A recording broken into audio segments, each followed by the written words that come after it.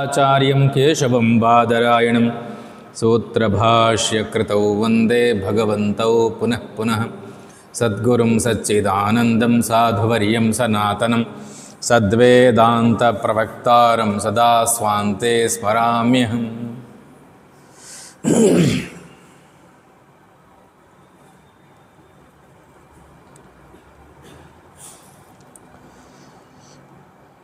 పంతొమ్మిదో పేజీలో క్రింది ప్రశ్న: ధర్మానుష్ఠానమున మనకు ప్రమాణములేవి? మన ధర్మశాస్త్రములో ఇందుకు ముఖ్యముగా 4 ప్రమాణాలను స్పష్టపరిచారు. అవి చతుర్దశ విద్యలు, శిష్టాచారము, పరిషద్వచనము, సంప్రదాయం. ఈ 4 ధర్మమునకు ప్రమాణములు. ఇందు చతుర్దశ విద్యలు అనగా పురాణ, న్యాయ, మీమాంస, ధర్మశాస్త్రాంగ మిశ్రితా వేదా స్థానాని విద్యానాం ధర్మస్య చ చతుర్దశ అని యాజ్ఞవల్క్య మహాముని వచించను. అనగా వేదములు 4, వేదాంగములు 6, 18 పురాణములు 1, ధర్మశాస్త్రములు 1, మీమాంస 1, న్యాయం. ఇవే చతుర్దశ విద్యలు. ఇక శిష్టాచారమును తెలుసుకుందాము. పూర్వమందరి మన మహర్షుల పెద్దల సదాచారమునే శిష్టాచారము అందరు. ధర్మానుష్ఠానమున మానవులు ఈ శిష్టాచారమును ఆదర్శముగా ఉంచుకునవలెను.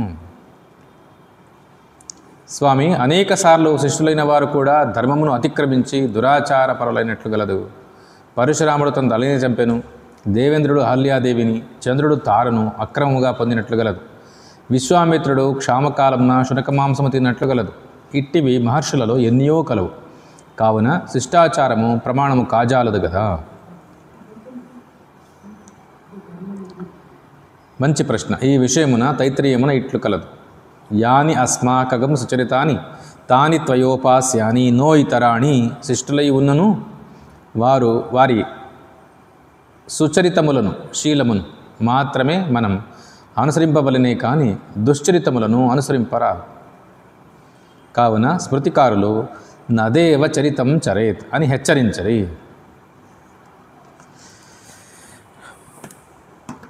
ఇంతవరకు ధర్మం యొక్క లక్షణాలు, ప్రవృద్ధర్మాన్ని ఏ విధంగా ఆచరించాలా, నివృద్ధర్మాన్ని ఏ విధంగా ఆచరించాలా అని ఎన్నో రకాల విశేషాలను వివరించారు. ఇప్పుడు ధర్మానుష్ఠానానికి ప్రమాణమేది అని ప్రశ్నించుకుంటున్నాం. ధర్మానుష్ఠానానికి ఒకటే సమాధానము.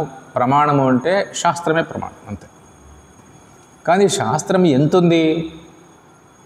ఇదివరకే చెప్పినట్లు అనంత శాస్త్రం బహువేదితవ్యం.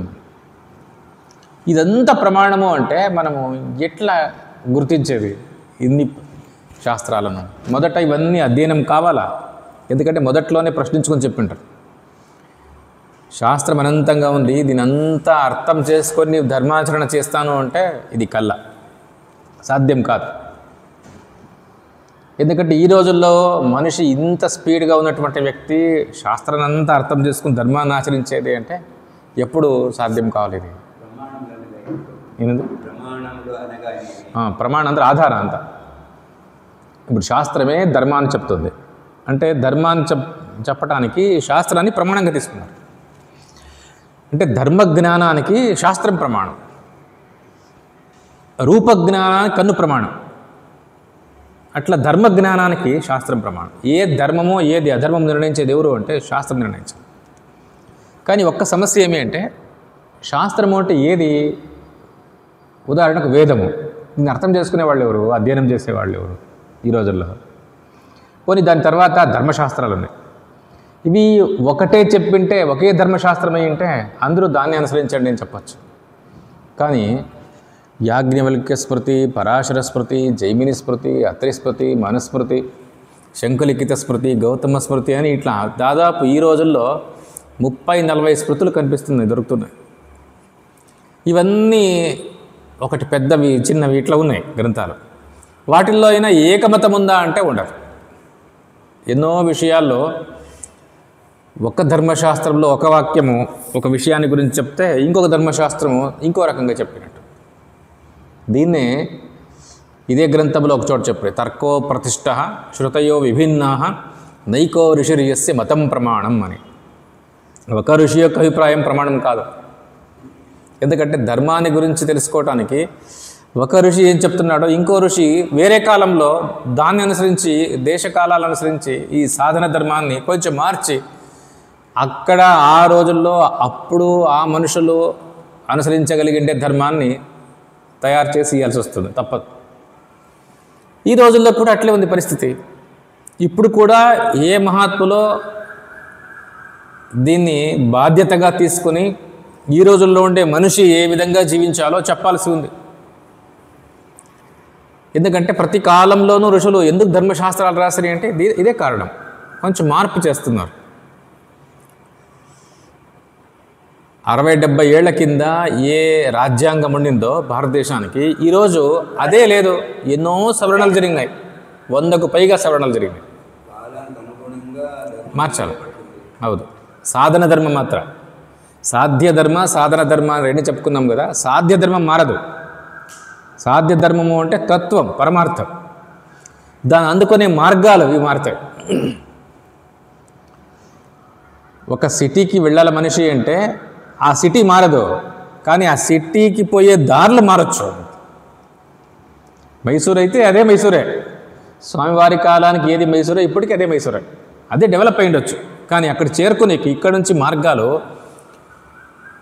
పూర్వము ఒకటే మార్గం ఉండింది అంటే ఈరోజు 2, 3, 4, 5 మార్గాలు 6 మార్గాలు కూడా ఉండొచ్చు. కొన్ని మార్గాలు ఆ రోజుల్లో ఉండేవి వేసి ఉండొచ్చు, కొత్తవి తయారయ్యి ఉండొచ్చు, రైలు మార్గాలు అయి ఉండొచ్చు, విమాన మార్గాలు అయి ఉండొచ్చు, సొరంగ మార్గాలు అయి ఉండొచ్చు. ఇట్లా అంటే ఒక స్థానాన్ని చేరుకోవటానికి, పరమార్థాన్ని చేరుకోవటానికి ఈ సాధన రూప ధర్మాలు ఉన్నాయి కదా, వీటిల్లో మార్పు ఉంటుంది. ఇది సహజం. మారినట్లల్లా దాని నియమాలు వేరు ఉంటాయి. ఒక రోడ్లో పోయేటప్పుడు దాని నియమాలు వేరు, అక్కడక్కడ టోల్ కట్టాలి. ఇంకో రోడ్లో పోతే అది ఉండదు సమస్య. నేను ట్రైన్లో వెళ్తాను అంటే నీకు ఆ సమస్య లేదు. ఫ్లైట్లో వెళ్తే అదొక రకమైన సమస్య, ఆ నియమాలు వేరు. అంటే ఇవన్నీ కూడా ధర్మ మార్గాల్లో నియమాలు వ్యత్యాసాలు ఉంటాయి. కాలానికి మారుతాయి, దేశానికి మారుతాయి. అందుకే ఋషులు ఇన్ని ధర్మశాస్త్రాలు రాయాల్సి వచ్చింది. ఉండని పురాణాలు ప్రమాణాలు అంటే ఈ యుగంలో కాదవి. యుగాలు, మన్వంతరాలు, కల్పాల వెనుక ఎప్పుడో జరిగింది అని చెప్తున్నారు. అప్పుడు జరిగిండే ఆ బోధనలో, ధర్మబోధంలో దాంట్లో చూస్తే ఈ రోజుల్లో ఉన్నటువంటి విచారము అప్పుడుండే విచారము చాలా తేడా కనిపిస్తుంది. దీన్ని మనం నిర్ణయించాలో తర్వాత అనుష్ఠించాలో అర్థం కాకుండా ఉంది. అందుకే వేదాలు, ధర్మశాస్త్రాలు, పురాణాలు, ఇతిహాసాలు, ఇవే కాకుండా మహాత్ముల వాక్యాలు ఇవన్నీ కూడా ప్రమాణాలే నిజమే. కానీ వీటన్నిటిలోకి ఏదైనా సారభూతాన్ని తీసుకొని దాన్ని అనుష్ఠించండి అని చెప్తున్నాను. యత్ సారభూతం తదుపాసితవ్యం మహాజనో ఏన గతస్స పంథ. మహాత్ములంతా నడిచిండే దారే నిజమైన దారే అని ఇట్లా నిశ్చయించాల్సి వస్తుంది. ధర్మస్య తత్వం నిహితం గుహాయాం మహాజనో ఏన గతస్స పంథ. అందుకే స్వామివారు ఒక మాట చెప్తారు, ఇన్ని శాస్త్రాలు ఇంత వైవిధ్యము ఉన్నప్పుడు ఒకటి మాత్రం మనకి అందరికీ ఆమోదయోగ్యంగా ఉండేది అంటే భగవద్గీత, గీతాశాస్త్రం. ఇది ఏ ఋషియో రాసిండేది కాదు, సాక్షాత్ భగవంతుడు ఇచ్చిండేది. యా స్వయం పద్మనాభస్య ముఖపద్మ వినిసృత. అంతమంది మహాత్ములు ముక్త కంఠంతో భగవద్గీతను అంగీకరించారు. ఎందుకంటే సాక్షాత్ భగవంతుడే ప్రసాదించింది.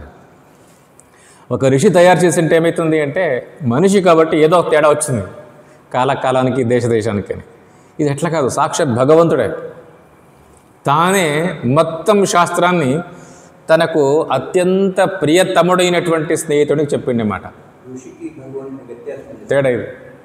ఎందుకంటే ఋషి అంటే ఒక మనిషి, భగవంతుడు అంటే కృష్ణస్తు భగవాన్ స్వయం అని పురాణాలు అంటాయి కదా. ఒక అవతారం కాదు, ఇది సాక్షాత్తు భగవంతుడే. ఆయన దశావతారాల కృష్ణుని తీసుకోరు, ఎందుకంటే అవతారం కాదు, అది సాక్షాత్తు శ్రీ మహావిష్ణువే ఆయన అని ఇంత గొప్ప నిర్ణయం ఉండటం వల్ల ఇది భగవంతుడే చేసినటువంటి వ్యాఖ్యానము అంటే ఇంకా అది అల్టిమేట్ అంటారు కదా. అంటే ఏ విధంగానూ నీ దోషాలు చూపించే అవకాశమే లేదు. మానుష దోషాలు లేవు అక్కడ అని అర్థం. మనిషి రాసిండే దాంట్లో దోషాలు చూపించవచ్చు. వ్యాసుడు రాసిండే వాక్యాల్లో దోషాలు ఉన్నాయి అని కాళిదాసు చూపిస్తాడు అని చెప్పుకుంటారు. ఏదైనా చెప్పని మొత్తానికి భగవంతుడు చెప్పినటువంటి బోధ ఇది నేరుగా ప్రతి మనిషికి బోధ. వాడు ఏ దేశస్థుడో ఏ మతస్థుడో ఎవరికైనా సరే ఈ బోధ నేరుగా అందుతుంది. అవును, శృతి అంటే వేద, స్మృతి అంటే వేదాన్ని స్మరించుకుని ఋషులు చెప్పిండే ఆయా కాలానికి అనుగుణంగా అందరికీ అనుష్ఠాన యోగ్యంగా మలిచి చెప్పిండేది. అందుకే భగవంతుడు కూడా వేదాల్లో శాస్త్రాల్లో ఉన్నటువంటి సమస్త విచారాన్ని, ఇంకా చెప్పాలంటే ఆ రోజుల్లో సాంఖ్య యోగ ఇట్లాంటి దర్శనాల్లో ఉన్నటువంటి సార విచారాన్ని అంతా కూడా ఈరోజు ముఖ్యంగా కలియుగ ప్రారంభంలో కురుక్షేత్ర రణరంగంలో తన ప్రియతమ స్నేహితుడిని నిమిత్తంగా పెట్టుకొని చెప్పినటువంటి బోధ మొత్తం కలియుగానికే బోధ అని చెప్పచ్చు. అందుకే ఈ రోజుల్లో ఉండే మనిషి సారభూతమైన దాన్ని అనుష్ఠానం చేయాలంటే భగవద్గీత ఒకటే శరణ్యం. ఇది అందరూ ఒప్పుకున్నటువంటి గ్రంథము. ఈరోజైతే ప్రపంచవ్యాప్తంగా అందరూ ఎన్నో విద్యాలయాల్లో సిలబస్గా పెట్టుకున్నటువంటి గ్రంథం ఇది. అన్ని భాషల్లో దొరికేది, ప్రపంచవ్యాప్తంగా అన్ని భాషల్లో దొరికే గ్రంథము అంటే ఇదే భగవద్గీత. అక్కడ కూడా ఏ దేవుడు అని చెప్పలేదు, భగవాను వాచ, వాళ్ళు భగవంతుడే చెప్పినాడని భావించేసుకోండి అంతే. అందుకే భగవద్గీతనే ప్రమాణంగా తీసుకొని ముందుకు సాగటం, ఏ దోషం ఉండదు. భగవద్గీతను ఎవరో ఒక మహాత్ములు వివరించినారు అంటే ఇంకా చాలు, ఆ వివరణ మనకు అర్థమైతే ఇంకేముంది. ఉదాహరణకు స్వామివారు గీతోపన్యాస మంజరి అని రాస్తారు. భగవద్గీత మీద స్వామివారు ఎన్నెన్నో ప్రయోగాలు చేస్తున్నారు చూడండి. భగవద్గీతకు ముఖ్యంగా శంకరాచార్యుల భాష్యాన్ని అనువదించారు. భగవద్గీత పారాయణ గ్రంథంగా ఉండాలని తాత్పర్య సమేతంగా, టీకా తాత్పర్య సమేతంగా భగవద్గీతను ప్రచురించడు. అంటే టీకా తాత్పర్య సహితమైనటువంటి పారాయణానికి అనుకూలమైనటువంటి భగవద్గీత ఒకటి, భగవద్గీత భాష్యం అన్ని హంగులతో ఉన్నటువంటి గ్రంథం, విస్తారమైనటువంటి పీఠిక, అనుబంధాలు, అనేక రకాల టిప్పణాలు, ఆ వేర్వేరు పాఠాలు అన్నిటినీ తీసుకుని ఒక్క గ్రంథంలో చేర్చినటువంటి గ్రంథం భగవద్గీత భాష్యం. దాని మీద ఉపన్యాస మంజరులు స్వామివారు చాతుర్మాస్య కాలంలో ఒక గ్రంథం మీద ప్రవచనాలు అనుగ్రహించేవాళ్ళు. స్వామివారి అలవాటు ఏమి అంటే ఏ ప్రవచనం చెప్పాలనుకున్నారో దాన్ని ముందే రాసుకునేవాళ్ళంట. రాసుకొని ఆ విషయాన్ని ప్రవచనంగా చెప్పి ఈ పేపర్లను ప్రింటింగ్ ప్రెస్లో ఇవ్వటం. ఇట్లా జరిగి ఆ గీతోపన్యాస మంజరి అద్భుతంగా బయటకు వచ్చింది. దీని తర్వాత భగవద్గీతలో ఉన్నటువంటి యోగ శబ్దాన్ని, సాంఖ్య శబ్దాన్ని, ధ్యాన శబ్దాన్ని, ఇట్లా అన్ని శబ్దాలను కూడా వివరంగా చెప్పాలా ఒక వ్యక్తికి అర్థమయ్యేటట్లు అనే ఉద్దేశంతో గీత శాస్త్రార్థ వివేక అనే గ్రంథం రాస్తారు. అదృష్టవశాత్తు అది కూడా తెలుగులో అనువదించబడింది ఈరోజు. దాని తర్వాత భగవద్గీతకు సోపాన పంక్తి, భగవద్గీతలో కర్మయోగ, ధ్యానయోగ, భక్తి యోగ, జ్ఞానయోగ అని ఇవి సోపానాలు అక్కడక్కడ మనకు కనిపిస్తాయి. ఒకే చోట ఒకే విషయం మీద ఉంటే బాగుంటుందనే ఉద్దేశంతో వాటిని స్వామివారే శ్లోకాలన్నిటినీ కూడా రీఅరేంజ్ చేసేసినారు. 700 శ్లోకాలను కూడా విషయం వారీగా తీసుకొచ్చేసినారు. శ్లోకాలన్నిటికీ కూడా మొట్టమొదట ఆసురీ సంపద, దైవీ సంపద అని ప్రారంభించారు. దీన్ని అర్థం చేసుకోవాలి. తర్వాత అన్ని సోపానాలు చెప్పుకుంటూ పోతారు. అందుకే గీత శాస్త్రార్థ సోపాన పంక్తి అని సంస్కృతంలోనూ ఉంది, తెలుగులో, కన్నడలోనూ ఉంది. దీని తర్వాత భగవద్గీతార్థ సర్వస్వం అని ఒక గ్రంథాన్ని రాశారు. అంటే భగవద్గీతలో ఉన్నటువంటి విషయాలను వివరించాలి. వివరించేటప్పుడు ఏదో ఒక ప్రమాణ గ్రంథాన్ని ఆధారంగా పెట్టుకొని వివరించాలి. ఎందుకంటే శంకరాచార్యులు ఎట్లయితే మహాభారతాన్ని, వేదాలను, మనుస్మృతిని, విష్ణు పురాణాన్ని తీసుకొని వివరిస్తారో అట్లే ఇక్కడ కూడా శంకరాచార్యుల భాష్యాన్ని కాకుండా మహాభారతాన్ని, వేదాన్ని తీసుకుని వివరించాలనే ఉద్దేశంతో ప్రారంభించి పూర్తి చేయలేదు, కానీ దాదాపుగా ఎన్నో విషయాలు దాంట్లో అంత విస్తృతంగా చర్చించబడినాయి. అంటే భగవద్గీత మీదే ఇన్ని గ్రంథాలు, ఇవి కాక ఇంకా ఎన్నో విషయాల మీద స్వతంత్రమైనటువంటి వ్యాసాలు రాస్తారు. భగవద్గీతలో కొన్ని విషయాలు చర్చ శంకరాచార్యులు సూక్ష్మంగా చెప్పి ఆపేస్తారు. వాటిని స్వామివారు గీతోపన్యాస మంజరిలో తీసుకోకుండా సపరేట్గా వాటిని వ్యాసాలకు రాశారు. ఆ వ్యాసాల సంకలనమంతా ఉంది.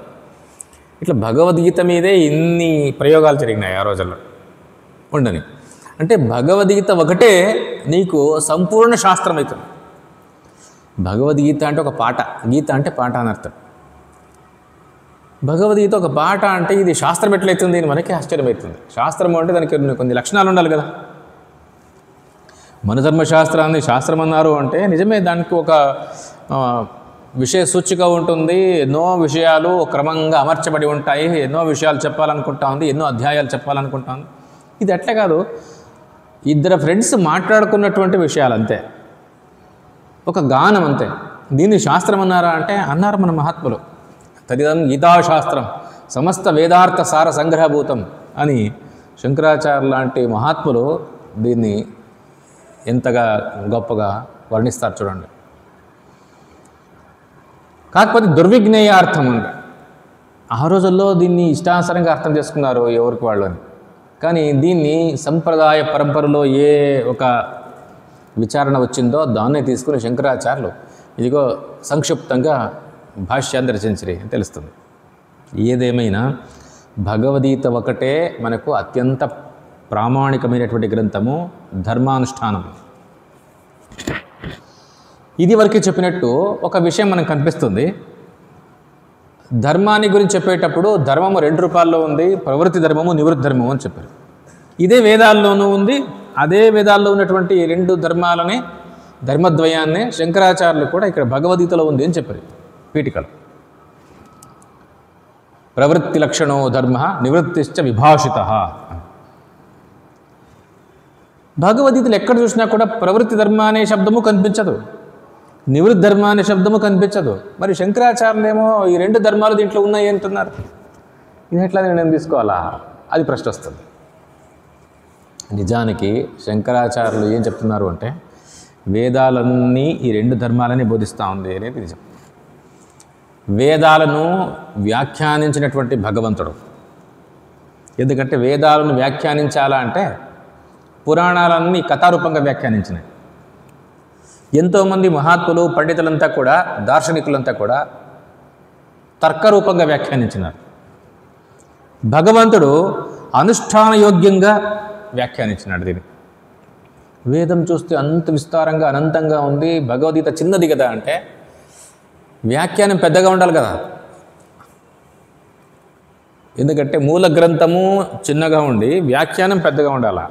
కానీ ఇది వ్యతిరేకంగా ఉంది.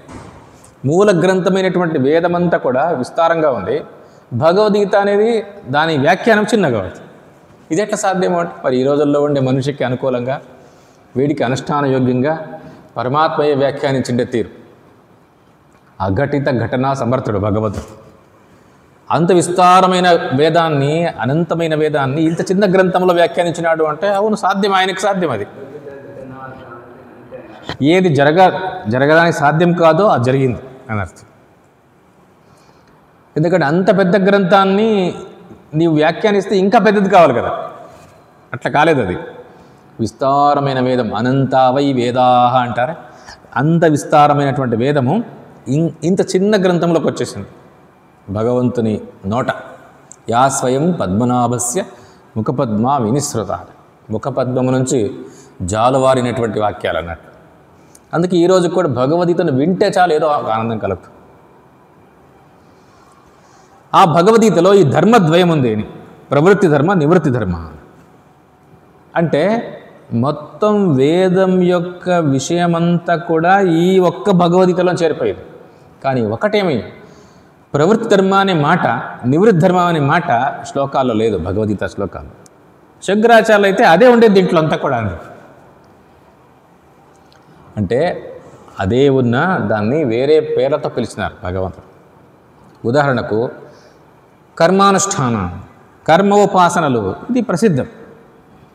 ఎన్నో రకాల శ్రౌత కర్మలు, స్మార్త కర్మలు ఏవైనా తీసుకోండి. అంటే శృతి చెప్పినటువంటి కర్మలు కానీ, స్మృతులు చెప్పినటువంటి కర్మలు కానీ, సమాజానికి ఉపయోగపడే కర్మలు కానీ, అంటే చెరువు తవ్వించేదో, సత్రాన్ని నిర్మించేదో, అన్నదానం చేసేదో, ఒక ఉద్యానవనాన్ని నిర్మించేదో, ఇంకా జనులకు ఏదైనా నీటి వ్యవస్థ చేయటమో, ఇంకా ఏదైనా ఒక ప్రభుత్వ వ్యవస్థ చేయటమో, రోడ్లు వేయటమో, అన్ని రకాల క్రియలు ఇవన్నీ కూడా. అంటే సమాజానికి ఉపయోగపడేవి, ప్రకృతికి ఉపయోగపడేవి, మనుషులకు వ్యక్తిగతంగా ఉపయోగపడేవి, శాస్త్రాలు చెప్పినటువంటివి, ధర్మశాస్త్రాలు చెప్పినటువంటివి, అన్ని కర్మలు ఇవన్నీ కూడా ఏమని తీసుకోండి. మొత్తానికి తన ఉద్ధారానికి, చుట్టూ ఉన్నటువంటి జీవరాశులు సమాజ ఉద్ధారానికి, ప్రకృతి యొక్క ఉద్ధారానికి అంతా కూడా ఏ కర్మలు సహకరిస్తున్నాయో, ఏ ఉపాసనలు, అనుష్ఠానాలు, దీక్షలు, వ్రతాలు సహకరిస్తున్నాయో, ఇవన్నీ కూడా ఒక్క మాటతో కర్మ శబ్దంతో చేరిపోయింది. భగవద్గీతలో కర్మ అనే శబ్దానికి ఇంత తీసుకో.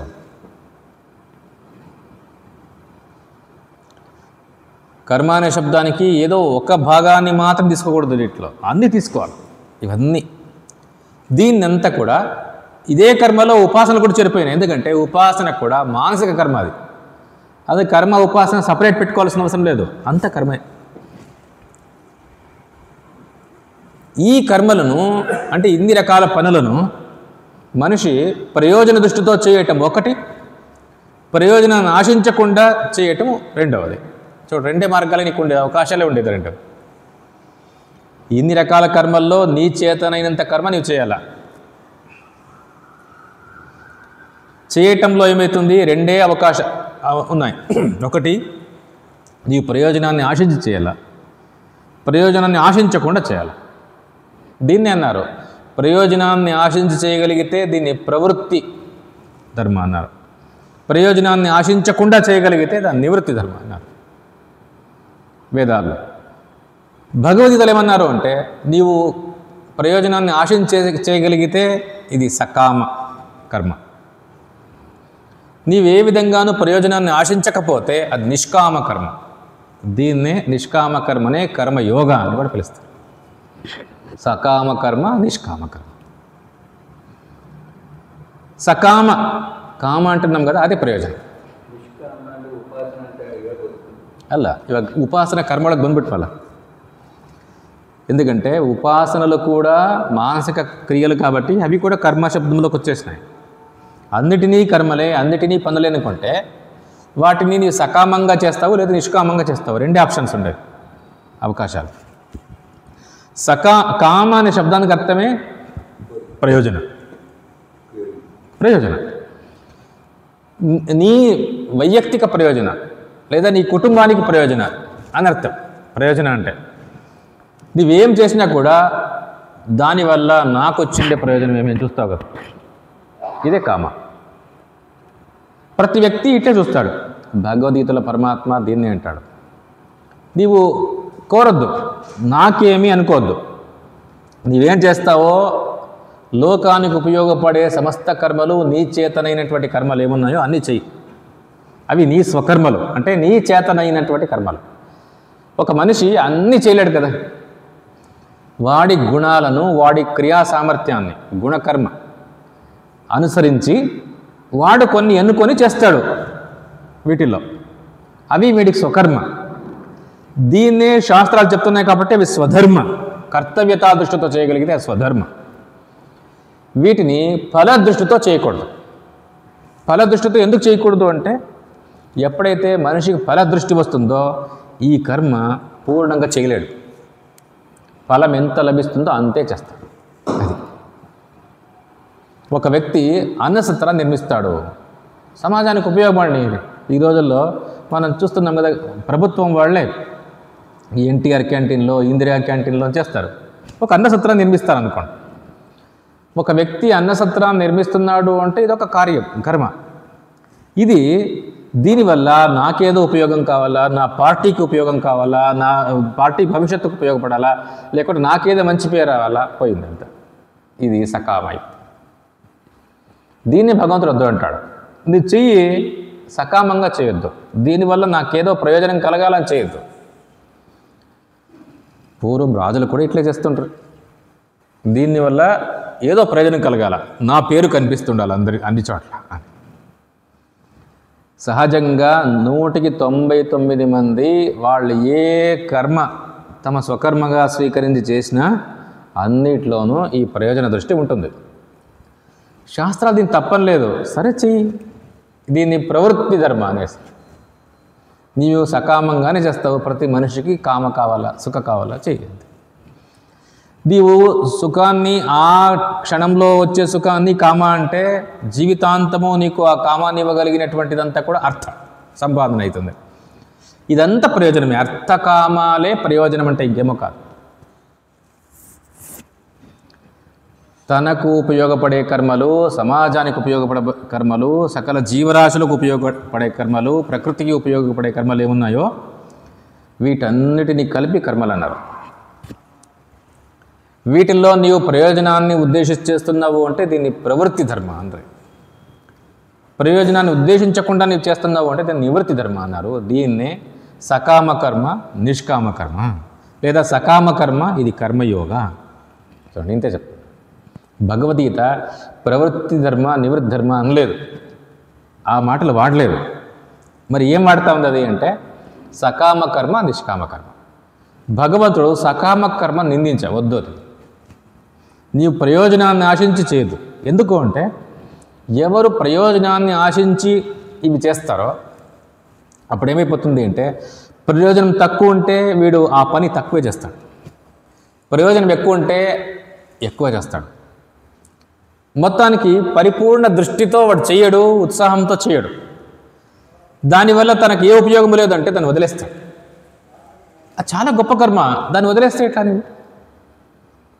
ఒక చెరువు తవ్వటం అనేది ఎంత పెద్ద క్రియ, అది దాని నుంచి నాకేమనుకుంటే నువ్వు చేయలేవు అంతే. ఒక చెట్టు ఎక్కడో రోడ్డు పక్కన నాటుతున్నావు అంటే ఎవరికో, అది నా తోటలో కాదు, నా ప్లేస్లో కాదు, నా సైట్లో నేను నాటుకుంటే నాకేదో ఉపయోగం కావచ్చు, లేదా నా పిల్లలకు ఉపయోగం కావచ్చు. రోడ్డు పక్కన నాటేది నాకేం ప్రయోజనం అనుకుంటే ఎవరు గవర్నమెంట్ వాళ్ళు వేస్తారు, వదిలేస్తారు. ఆ గవర్నమెంట్ పోయింది అంటే పోతాయి చెట్లు కూడా. అంటే ప్రతి వ్యక్తి కూడా ఏది లోకోపయోగానికి చేసే క్రియ ఏముందో అది నీ ప్రయోజన దృష్టిలో వచ్చింది అంటే నీవు చేయలేవు దాన్ని, అంతే. ప్రయోజన దృష్టిని పక్కకు పెడితే చేయగలవు. దీనివల్ల లోకానికి ఉపయోగమైంది కదా, కర్మయోగం వల్ల లోకానికి ఉపయోగమైంది. అంతేకాదు కర్మయోగ అంటే నిష్కామంగా నీవు ధర్మాన్ని ఆచరించడం వల్ల దీనికి ఫలం ఏమో తెలుసా? కేవలం జ్ఞానం, నీకు తత్వజ్ఞానం లభిస్తుంది. నీకేం కావాలి? మనిషి దేని మహాపురుషార్థము, పరమ పురుషార్థము అని శాస్త్రాలు చెప్తున్నాయో దాన్ని సాధించాలంటున్నారో అదే లభిస్తుంది, ఇంకేం కావాలి దానికంటే. అందుకే భగవద్గీత విశేషంగా కర్మయోగాన్ని చెప్తాంది, విశేషంగా నివృత్తి ధర్మాన్ని చెప్తాంది, సరళంగా చెప్తాంది. సరే, ఇంత గొప్ప ఈ కర్మయోగ సాధన ప్రయోజనాన్ని ఆశించకుండా చేయమంటుంది కదా, ఇది ప్రతి వ్యక్తికి కూడా సాధ్యమయ్యేది కాబట్టి పరమాత్మ చెప్తున్నాడు ఈ కలియుగంలో సాధ్యమవుతుందేనే. కలియుగ ప్రారంభంలో మనిషి కోసమే చెప్తున్నాడు. మరి కర్మయోగాన్ని అనుష్ఠించడానికి ఏ సూత్రాలు వాడుకోవాలా? ఒకటే, ఏదైనా క్రియ జరుగుతూ ఉంది అంటే ఆ క్రియకు నేను చేస్తున్నాను అని, ఇదిగో ఇట్లాంటి ప్రయోజనం కోసం చేస్తున్నాను అని 2 చివర్లు ఉంటాయి. దీన్నే అహంకార, మమకార అంటారు. నేను చేస్తున్నాను ఇది అంటే అహంకారం, ఇట్లాంటి ప్రయోజనం కోసం చేస్తున్నాను అంటే మమకారం. ఈ 2 తీసేది. ఈ 2 తీసేస్తే ఎట్లా? నేను చేస్తున్నాను అనేదే నేను ఆలోచించకూడదా అంటే భగవద్గీత అంటుంది, ఆ స్థానంలో ఎవరున్నారో నీవు కరెక్ట్గా విచారించి గమనించు. ప్రతి క్రియ వెనుక ఒక అపారమైనటువంటి శక్తి ఉంది. ప్రకృతిలో ఏ క్రియ జరుగుతున్నాయో అన్ని క్రియల వెనుక ఒకటే శక్తి ఉంది. ఆ శక్తిని గమనించాలి. దీన్ని వైశ్వానర తత్వాన్ని గమనించాలి. దాన్ని ఎక్కడ గమనించాలా అంటే అక్కడక్కడే గమనించాలి. నీవు ఎక్కడెక్కడ గమనిస్తూ ఉన్నావో, ఏ వస్తువులు చూస్తావో అక్కడెక్కడ చూస్తే నీకు అదే తెలుస్తుంది. ఇది నీవు ప్రయత్నంతో శాస్త్రాచార్యోపదేశాన్ని అనుసరించి చూడగలగాలి. ಹೌದು. ಶಕ್ತಿ ಅಂದರೆ ಭೌತಿಕ ಶಾಸ್ತ್ರ ಹೇಳ್ತಾ ಇದೆಯಲ್ಲ, ಆ ಶಕ್ತಿ ಅಲ್ಲ, ಇದು ಚೈತನ್ಯ. తెలివి ప్రధానంగా ఉన్నటువంటిది. ఎందుకంటే శక్తి అంటే భౌతిక శక్తి అనుకుంటారు, దానికి తెలివి లేదు. ఉదాహరణకు 2 గ్రహాల మధ్య ఒక భూమి ఆకర్షణ శక్తి ఉంది అంటారు, దానికి తెలివి ఉందా అంటే భౌతిక శాస్త్రవేత్తలు తెలివి కాదు, అది ఒక జడశక్తి. వేదాంతలో ఇది చైతన్యం అంటున్నారు. ఈ చైతన్యము అన్నిట్లోనూ ఉండేదాన్ని గమనిస్తూ పోవాలి. అంటే మొత్తం జగత్తులో ఉన్నటువంటి ప్రతి కణము కూడా ఆ శక్తి యొక్క కంట్రోల్లో ఉంది, నియంత్రణలో ఉంది. ఆ శక్తి వల్లనే పుడతా ఉన్నాయి, ఆ శక్తి ఎందే ఉనికిని కలిగి ఉన్నాయి, ఆ శక్తి ఎందే ఉంటూ లయమైపోతున్నాయి. దీన్ని గమనిస్తే అందరికీ అర్థమవుతుంది ఇక్కడ జరుగుతూ ఉండే క్రియలో మనవంతు నేను అనే అహంకారం అవసరమే లేదని. తన శరీరమే తన మాట వినడం లేదు, తన కంట్రోల్లో లేదు. తన కంట్రోల్లో అంటే తాను అనుకున్నట్టే పుట్టలేదు. పుట్టుక మన కంట్రోల్ లేదు, జీవితము మన కంట్రోల్లో లేదు, పోవటం మన కంట్రోల్లో లేదు. అంటే నీ శరీరమే నీ కంట్రోల్లో లేదు, మొత్తానికి ఏదో ఒక శక్తి యొక్క కంట్రోల్లో ఉంది. అది ఎట్లా నిర్ణయిస్తుందో అట్లే ఆ స్థానంలోనే మనం గర్భంలో ఉన్నాము, అన్ని రోజులు ఉన్నాము. శరీరం అట్లే తయారైంది ఆ శక్తి యొక్క సంకల్పం ద్వారానే. తర్వాత బయటకు వచ్చినాము. గర్భంలో ఉన్నప్పుడు కూడా దాన్ని ఏ విధంగా పోషించాలో ఆ శక్తికి బాగా తెలుసు. సకల జీవరాశులను అదే పోషిస్తూ ఉంది. విశ్వేషాం నరాణం అనేకధా నయనాత్. చూడండి శంకరాచార్యులు ఎంత మంచి నిర్వచనం ఇస్తారు. విశ్వంలో ఉన్నటువంటి సకల జీవరాశులను కూడా అవి ఏ విధంగా పుడుతున్నాయో, పెరుగుతున్నాయో, లయిస్తున్నాయో అన్నిటినీ కూడా ఆ శక్తి, వైశ్వానర శక్తియే చేస్తాం. జగత్తులో దీన్ని గమనిస్తూ ఉంటే నీవు చేసే ప్రతి క్రియ కూడా కర్మయోగ అవుతుంది. వైశ్వానరుడే కర్త, నేను కర్త కాదు, ఇది నిర్ణయం అవుతూ వస్తుంది. ఇదొక్క నిర్ణయము ప్రతి క్షణంలో కూడా జరుగుతూ ఉండాలి. ఇది దృఢం కావాలా. అవును నాదైతే ఏమీ లేదు ఇక్కడ. వైశ్వానరుడు అంటే ఈ జగత్తంతా కూడా ఎవరి శరీరమో వాడు వైశ్వానరుడు. ఈ శరీరం కూడా మనదేముందో ఇది వాడిలో ఒక కణం. మన శరీరంలో ఒక వేలు దాని పని దాన్ని చేసుకొని పోవాలంతే. కానీ ఆ వేలుతో ఏ ప్రయోజనం, ఆ వేలు చేసిండే క్రియతో ఏ ప్రయోజనం వస్తుందో అది ఎవరిది అంటే నాది, నాకు వస్తుంది, ఈ వేలుకు రాదు. అట్లే ఇక్కడ కూడా ఈ జగత్తులో అంటే విశ్వంలో ఉన్నటువంటి సకల శరీరాలు కూడా ఏ పనులు చేస్తాయో వాటి యొక్క గుణాన్ని బట్టి, క్రియా సామర్థ్యాన్ని బట్టి ఏం పని చేస్తాయో ఆ క్రియ యొక్క ఫలం ఎవరిది అంటే వైశ్వానరుడిది. వైశ్వానరుడి ఫలము ఉన్న ఒకటే, విశ్వానికంత ఫలము ఉన్న ఒకటే. అంటే ఒక కర్మయోగి చేసినటువంటి క్రియకు ఫలం ఎవరు అనుభవిస్తారు అంటే విశ్వమంతా అనుభవిస్తారు. స్వామివారు దాదాపు 300 గ్రంథాలు అద్భుతంగా సాహిత్యాన్ని అనుగ్రహించిపోయారు. మరి ఈ ఫలాన్ని ఎవరు అనుభవిస్తున్నారు ఇప్పుడు అంటే జగత్తంతా అనుభవిస్తాను చూడండి. ఇదే వైశ్వానరుడుగా ఉంటూ చేస్తే ఇట్లుంటుంది. నేను చేస్తున్నాను అని స్వామివారు ఒక గ్రంథాన్ని రాసింటే అది అయ్యే కాదు, పూర్తి అయ్యేదే కాదు. అసలు వైశ్వానరుడుగా నిలబడి రాస్తే 1000 చేతులు తనవి రాసేస్తాయి. సహస్ర శీర్షా పురుష సహస్రాక్ష సహస్రపాత. చూడండి ఇప్పటికీ కూడా భగవంతునికి అభిషేకం చేయాలంటే ఈ వైశ్వానర మంత్రాలనే వాడుతున్నారు. పురుష సూక్తం వైశ్వానర తత్వాన్ని గురించి చెప్తుంది. రుద్రం నమ్మకం అంటాం కదా, ఇది వైశ్వానరుని గురించి చెప్తుంది. ఈ రెండే వాడుకోవాలని అభిషేకం చేయాలంటే, అంటే నీవు ఎవరికి అభిషేకం చేస్తున్నావు? వైశ్వానరుడికి చేస్తున్నావు అర్థం. ఈ రెండే తప్ప వేరే వాడకూడదు. చూడు, నీవు పురుష సూక్తంతో అభిషేకం చేస్తావో, రుద్రంతో అభిషేకం చేస్తావో, రెండు ఉపయోగిస్తావో, ఏదో ఒకటి నేను అనించుకొచ్చేస్తాను. ఎందుకంటే ఆ మంత్రాలు విష్ణు సహస్రనామాన్ని పాలన చేయండి అంటారు. అదే చెప్తాను నేను, వైశ్వానర స్వరూపాన్ని చెప్తాను. అంటే ఇక్కడ వైశ్వానర తత్వాన్ని నీవు బాగా గమనిస్తూ ఉన్నావు అంటే ఇదే నీ భగవద్ దర్శనం నిరంతరం అవుతా ఉందని అర్థం. నీవు దేవుడు ఎక్కడున్నాడో నన్ను ప్రశ్నించకే లేదు. ఎందుకంటే నీవు ఒక విత్తనం విత్తి అది మొలకెత్తా ఉంది, పూలు కాస్తా ఉంది, పెద్ద చెట్టు అయింది అని చూస్తున్నావు కదా, ఇది వైశ్వానర శక్తి నీకు కనిపిస్తూనే ఉంది. నీవు దేవుడిని ఉన్నాడా లేదా ఎందుకు అడుగుతావు? వైశ్వానుడికి నీవు ఏ రూపాన్ని ఇస్తావు? రాముడి రూపాన్ని ఇస్తావా? కృష్ణుడి రూపాన్ని ఇస్తావా? నీవేది ఇచ్చినా పరిచ్ఛిన్నం అవుతుంది, తక్కువ అవుతుంది. విశ్వాకారం, విశ్వాత్మానం పరాయణం అంటారు చూడండి. నీకేం కనిపిస్తూ ఉందో వినిపిస్తూ ఉందో ఈ సమస్త జగత్తు కూడా ఆ వైశ్వానుడే ఉన్నాడు. యచ్చ కించిత్ జగత్ సర్వం దృశ్యతే శ్రూయతే పివా అంతర్బహిశ్చ తత్సర్వం వ్యాప్య నారాయణ స్థిత. నీ తిన్నటువంటి ఆహారం అది ఎక్కడి నుంచి వచ్చిందో గమనించి చూడు, వైశ్వానుడి నుంచి వచ్చింది.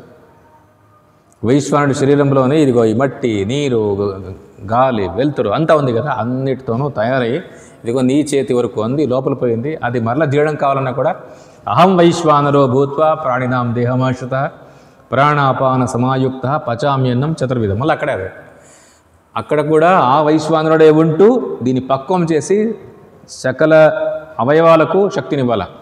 నీకేం తెలుసు లోపల ఏం జరుగుతుంది? రుచిగా ఉందని తింటివి అంతే. నాలుక మీద ఉన్నంతసేపు నీవేదో ఆస్వాదించినావు. నీ ఆస్వాదించే సమయంలో కూడా అక్కడ చైతన్యమే లేకపోతే నీ ఆస్వాదన కూడా నీకు లేదు. అక్కడ ఆస్వాదించింది వైశ్వానరుడే, ఎందుకంటే ఆయనే రసస్వరూపుడు. రసో వై సహ.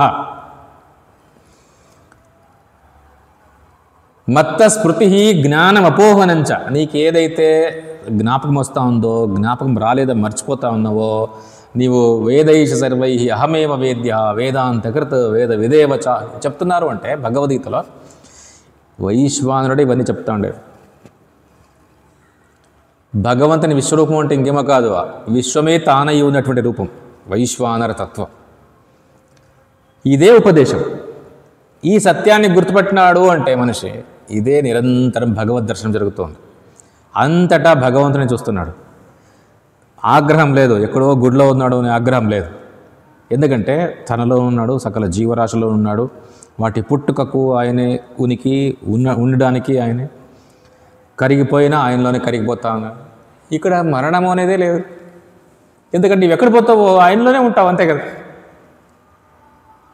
వైశ్వానరుని వీడి నువ్వు ఎక్కడ బతికేది సాధ్యమా? ఆయనలోకే పోవాలా, అంతే. వైశ్వానుడు అంటే అమృత స్వరూపుడు. ఆయనలో నీవు కరిగిపోవటము, నీకు మృతి ఎట్లయితుంది? అది మరణమే కాదు. నీకు పుట్టక లేదు, మరణం లేదు, ఎందుకంటే నీవే వైశ్వానుడు. ప్రతి కణము వైశ్వానర తత్వం అయినప్పుడు నీవెందుకు కాకుండా ఉంటావు? నీవు వైశ్వానుడు అంతే, తత్వమసి. అందుకే ప్రతి క్రియ చేసేవాళ్ళు ఎవరు అంటే వైశ్వానుడు చేస్తున్నాడు. ఫలం ఎవరికి? వైశ్వానుడికి అందుతుంది. అహం లేదు, మమ లేదు. మధ్యలో ఏం జరుగుతూ ఉందో క్రియ వల్ల వీడికి సుఖ దుఃఖ లాభ నష్ట మాన అపమాన ఇవన్నిటిలో కూడా ఒక సమత్వం ఏర్పడుతుంది, ఒక ప్రసాద బుద్ధి వస్తుంది. ఇది సమత్వ బుద్ధి. ఎందుకంటే ఏం జరిగినా కూడా వేలు ఏదో సమస్య వచ్చి దాన్ని నొప్పి కలిగింది అంటే ఎవరికి నొప్పి కలుగుతుంది? నాకే కలుగుతుంది, వైశ్వానుడికి. నీ సుఖం వచ్చినా దుఃఖం వచ్చినా కూడా నీ వైశ్వానుడిగా ఉండు, నీకు నొప్పి కనిపించదు. నువ్వు ఎప్పుడు శరీరంలో జీవుడిగా ఉంటావో నొప్పి కనిపిస్తుంది. ఎంతవరకు నీవు దేహాభిమానంతో ఉంటావో అంతవరకు నొప్పి. సుషుప్తి గాఢ నిద్రలో నీకు దేహం మీద అభిమానం లేదో దాని నొప్పి ఉన్నా కూడా గోరు చుట్టు అవుతుందో లేకుంటే పళ్ళ నొప్పి ఉంటుందో చూడండి. డాక్టర్లు ఒక మాత్ర ఇస్తారు, నీకు నిద్ర వచ్చే మాత్ర ఇస్తారు అంతే. వాడేం నొప్పి తీసేసే మాత్రం లేదు. నిద్ర వచ్చింది అంటే నీ నొప్పి అది తెలియదు. నీ వైశ్వానుడిగా ఉండిపోయినావు అంటే దేహంలో కలుగుతున్నటువంటి సుఖ దుఃఖ లాభ నష్ట జయ అపజయ నింద స్తుతి శీత ఉష్ణ ఏవి లేవు. వీటిని సమస్థితిలో నీవు అనుభవిస్తావు. ఎప్పుడు అంటే నీ వైశ్వానత్వాన్ని గుర్తిస్తూ ఉండే సమయంలోనే నీకు నేను జీవుడిని అనేది పడిపోయింది. జీవుడిని అనే బుద్ధి తొలగించబడింది, నిరాకరించబడింది. ఇదే నిషేధం. ఉపనిషత్తులు ఏం చేస్తున్నాయి అంటే నీలో జీవత్వాన్ని తీసేస్తున్నాయి, నీలో కర్తృత్వాన్ని తీసేస్తున్నాయి, వైశ్వానర కర్తృత్వాన్ని చూపిస్తుంది. వైశ్వానర కర్తృత్వాన్ని ఆపాదించటం లేదు, చూపిస్తున్నాయి. చూడు వైశ్వానరు చేస్తుండేది అంతా కూడా. సమత్వ బుద్ధి అదే వచ్చింది చూడండి. ఎప్పుడైతే నీవు దేహబుద్ధితో జీవుడిగా ఉంటావో అంతవరకు నీవు భోక్త. ఏం జరిగినా నీవే అనుభవించాలా. సుఖ దుఃఖ లాభ నష్ట జయ అపజయ నింద స్తుతి శీత ఉష్ణ అన్నీ కూడా. వైశ్వానరుడికి చలి ఎట్లెత్తుంది? వైశ్వానుడికి వేడి అంటే ఏమర్థం? ఎందుకంటే సూర్యుడు తన స్వరూపమే, చలి తన స్వరూపమే. సాధ్యమే కాదు. అందుకే వైశ్వానరుడుగా ఉండటం అనేది, దాన్ని గమనించటం అనేది, వైశ్వానర తత్వాన్ని, ఇదొక్కటే ఉపదేశం. దీనివల్లే కర్మయోగం జరుగుతుంది. శంకరాచార్యులు ఏమంటున్నారు అంటే అహంకార త్యాగ, ఫలత్యాగ, సమత్వ బుద్ధి, ఈశ్వరార్పణ బుద్ధి అని సూత్రాలు చెప్తారు కదా. ఇదంతా కూడా నీ వైశ్వానర తత్వాన్ని గమనిస్తూ పోతేనే అదే తెలిసిపోతుంది. అంతేకాదు తత్వంగా నీవే నెలకొంటావు. మరి నేను అనేది ఎక్కడ ఉంది? నేను అనేది లేదు కాబట్టి ఇప్పుడు ఈ కణం ఎవరిది? వైశ్వానరుడే. అంతే. నేను అహం బ్రహ్మాస్మితి అనే నిశ్చయంలో ఉండిపోతాను. ఏం జరిగినా క్రియాఫలం అంతా ఎవరికి? అది భగవంతునికే. అర్పణ అంటే క్రియ కాదు, తెలుసుకున్నాం అంతే.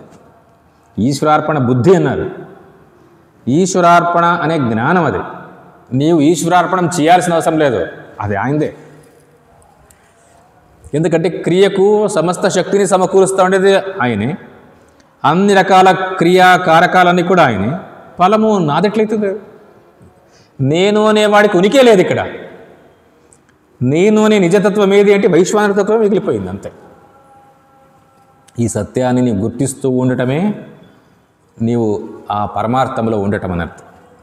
పరమార్థంగా నెలకొనటం అంటారు కదా, ఇదే అర్థం. అంటే వైశ్వానరత్వాన్ని అర్థం చేసుకుంటూ ఉంటే చాలు. ఇక్కడే దృష్టి ఉండాలి. ఆ వాక్యాల మీద దృష్టి ఉండకూడదు, తత్వం మీద దృష్టి ఉండాలి. ఉంటే నీవు చేస్తున్న ప్రతి క్రియ కూడా కర్మయోగంగా జరిగిపోతాను. ఇప్పుడు పాపాలు పుణ్యాలు ఉన్నావు కదా, ఎవరికి పుణ్యాలు? కర్తగా ఉండేవాడికి పుణ్య పాపాలు అంటాయి. నీలో కర్తృత్వమే లేదు అని ఉపనిషత్తు తీసేస్తాను నేను. దీన్నే భగవద్గీత కర్మయోగ అనే గొప్ప సాధన చూపిస్తుంది. ఈ కర్మయోగాన్ని ఎంతసేపు చేయాలా అని అడగదు. నిరంతర సాధన ఇది. సాధన అంటే నీవు కష్టపడి సాధించాల్సింది కాదు, అది సత్యాన్ని గుర్తిస్తూ పోతే ఇదే జరుగుతుంది అంతే. అంతటా సర్వభూతస్థమాత్మానం సర్వభూతాని చ ఆత్మని ఈక్షతే యోగయుక్తాత్మ సర్వత్ర సమదర్శన. ఈ సత్యదర్శనం నిరంతరంగా ఉండిపోతుంది. దీనే మన శాస్త్రాలు ఇంత స్పష్టంగా, ముఖ్యంగా భగవద్గీత ఇంత స్పష్టంగా చూపిస్తాం. అంటే తనకు ఉపయోగపడే కర్మలు కావచ్చు, తన కుటుంబానికి కావచ్చు, తన సమాజానికి కావచ్చు, సకల జీవరాశులకు కావచ్చు, ప్రకృతికి కావచ్చు, ఏవేవి ఉన్నాయో అన్ని కర్మలు, ఉపాసనలు అన్నీ ఒక కట్ట ఉంది. అంటే దీన్ని అర్థకామాల కోసం కాకుండా వీటన్నిటినీ కూడా వైశ్వానర దృష్టితో గమనిస్తూ చేయగలిగితే నీ చేస్తుండే ప్రతి క్రియ ఆ వైశ్వానరార్పితం అవుతుంది. ఇది నీవు క్రియతో అర్పించటం కాదు. ఒక క్రియతో నీవు ఒకరికి అర్పిస్తావు కదా, దానంగా ఇస్తావు కదా, అట్లా కాదు. ఇది ఎప్పటికీ ఆయనదే అని తెలుసుకోవటం అంతే. ఇది జ్ఞానకాండ, ఇది భావన కాదు, ఇది నివృత్తి ధర్మం. అందుకే కర్మయోగమే భగవద్గీతలో నివృత్తి యోగం, నివృత్తి ధర్మం. ఇదే ప్రధానమైనటువంటి ఉపదేశము అని పరమాత్మ చెప్తా ఉంటాడు. ఫల దృష్టి వద్దు, కృపణా ఫలహేతవ, ఫలహేతు కావద్దు నీవు అంటాడు. కర్మణ్యేవాధికారస్తే మా ఫలేషు కదాచన మా కర్మ ఫలహేతుర్భో మాతే సంగోస్తు అకర్మణి. నిరంతరం క్రియలు చేస్తావు, నీకు చేతనైనంత క్రియ. ఈ స్వకర్మలతోనే నన్ను పూజించు. నువ్వే అభిషేకాలు చేయొద్దు. నీకు సాధ్యమైనటువంటి ఏ కర్మ ఉందో దాంతోనే నన్ను పూజించు. అంతటా నేనున్నాను, అన్ని రూపాల్లో నేనే ఉన్నాను. ఇది భగవద్గీత యొక్క గొప్ప సందేశం. అందుకే భగవద్గీతయే పరమ ప్రమాణ గ్రంథం అని అర్థం. శృతిస్మృతి పురాణానామాలయం కరుణాలయం నమామి భగవత్పాదం శంకరం లోకశంకరం శ్రీశంకర భగవత్పాద చరణారవిందాభ్యాం నమః.